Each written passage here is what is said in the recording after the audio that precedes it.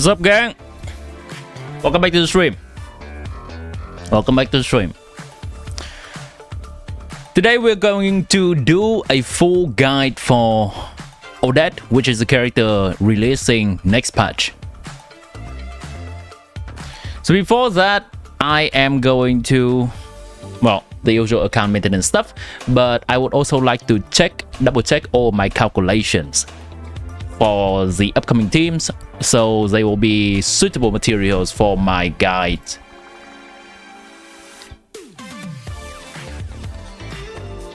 Let me do something real quick.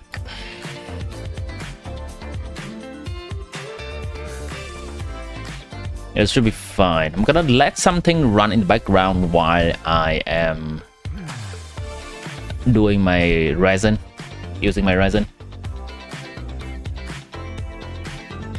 Okay.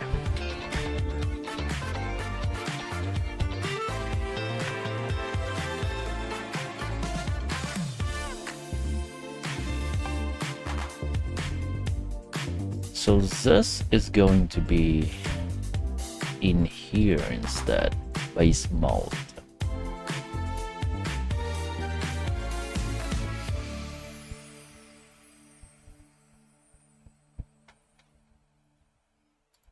Hello Nakiri.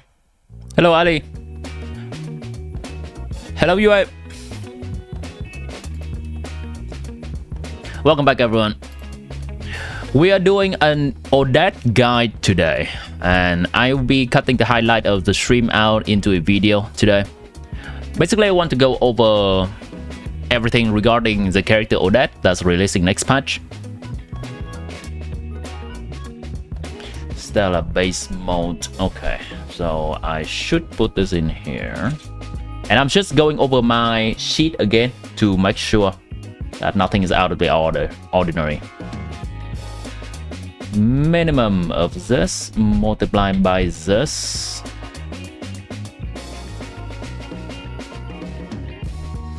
A4 is 1.5% multiplied by her attack minus 1000. So this would be what?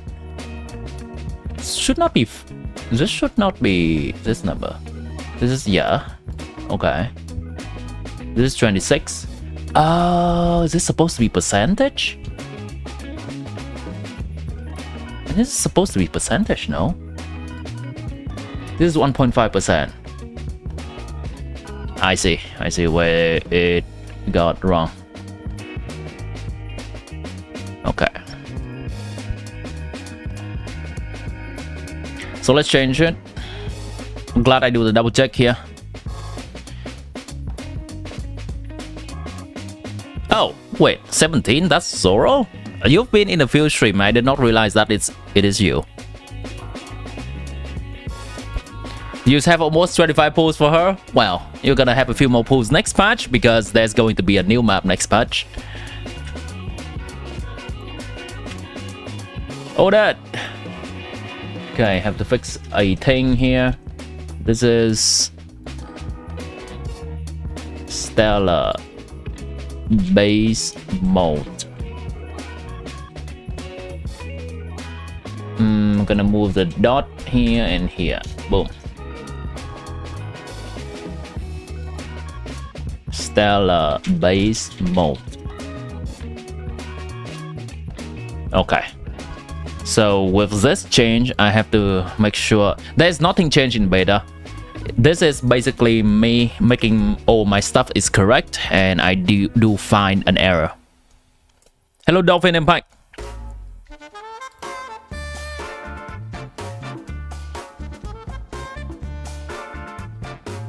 Okay, that should be there. Now, in which team is this? This team has Alyosha. I don't think this is gonna be relevant. I have to keep in mind this amount of attack.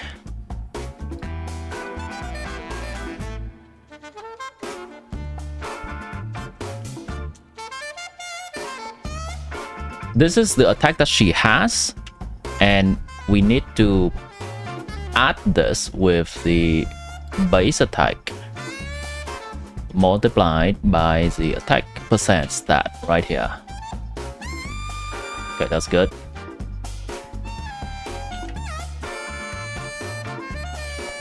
Here, I'm gonna need this stat to be multiplied by this instead. Okay, still good. Maybe I should remove this. Yep. Now it's working properly. Good.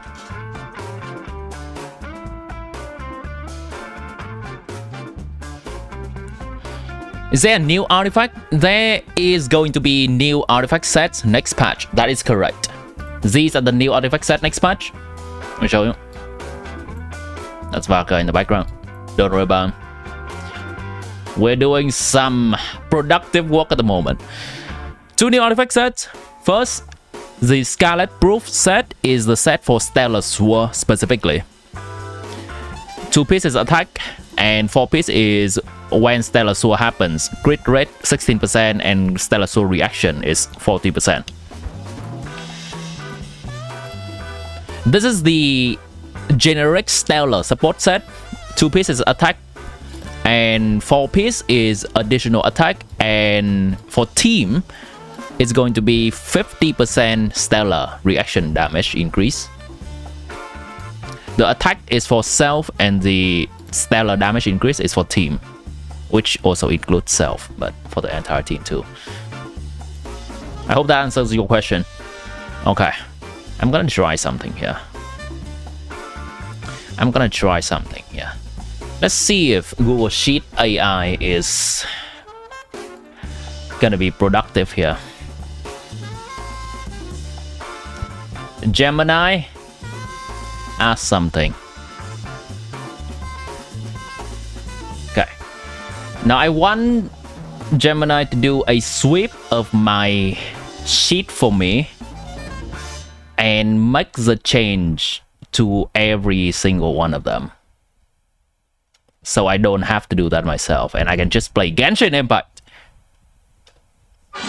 while it is doing that. Okay, I have a big task.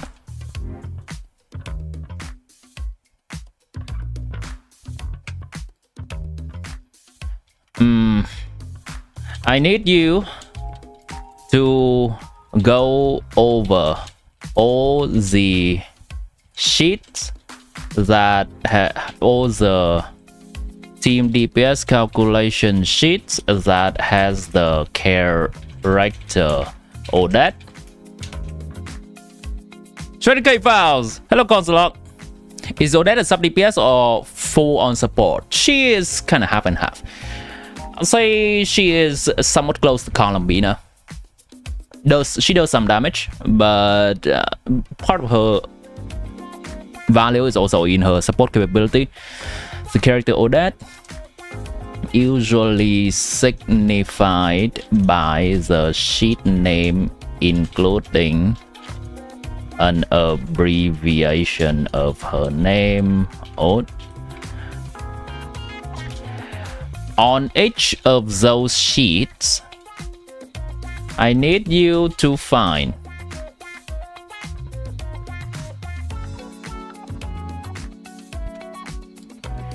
the formula. I need you to alter the formula for Odette's specific reaction bonus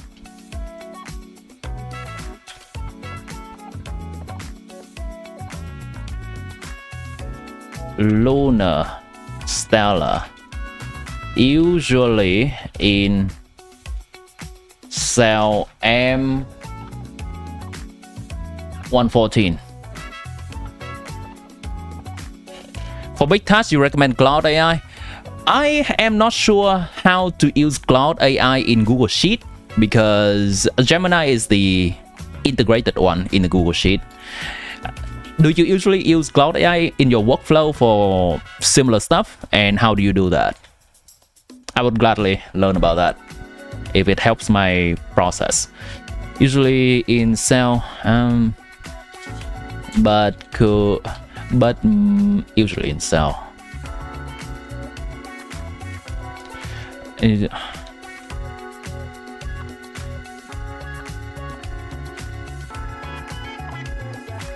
Hold on. Need to check something. Okay, I need to word this correctly so it can do the correct task, otherwise it's gonna be catastrophic.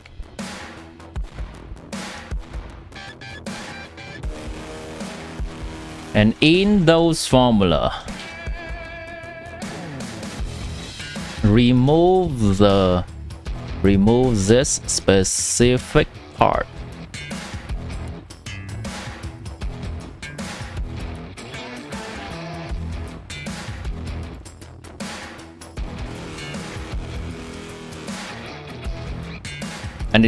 Okay, let me read again. I have a big task. I need you to go over the team DPS calculations sheets that has the character Odette, usually signified by the sheet name, including an abbreviation of her name. On each of those sheets, I need you to alter the formula for Odette's specific reaction bonus, Lunar Stellar, usually in cell M114. In those formulas, remove this specific part.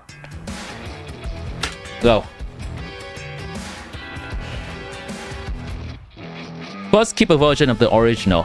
It is okay. I can always go back in Google Sheet. There is always an option to restore the previous version. Alright, I'm gonna let it do the thing, and let the AI do the thing. Meanwhile, I'm gonna play some Genshin Impact.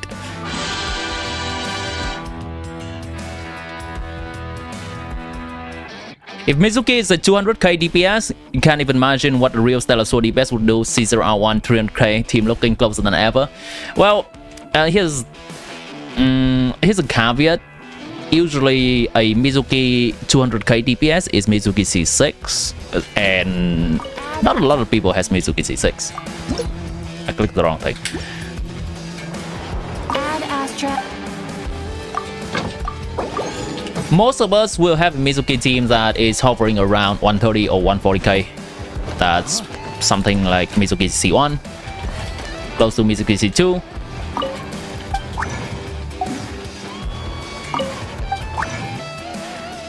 So I imagine a Stellar Sword is likely gonna be something like 220-ish.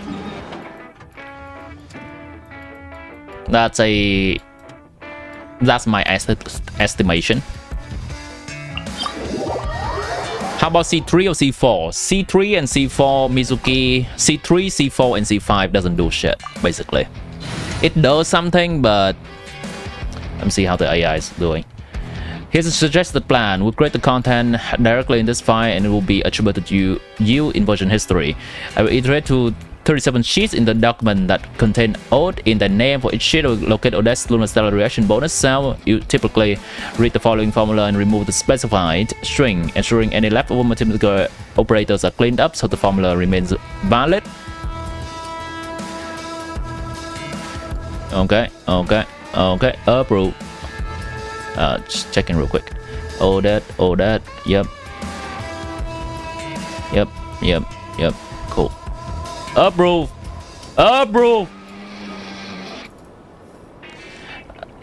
Let it do its things. We're gonna have to look at a slightly smaller window here.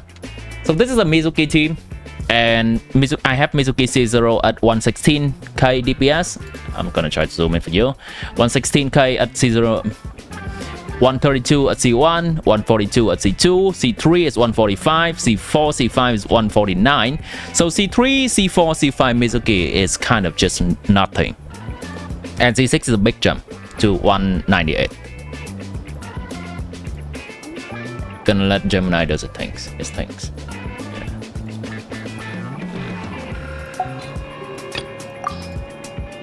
Approve! It's now illegal! It's true! Hello Elisa, welcome back. I'm doing well. Hopefully everyone's having a nice first day of the week.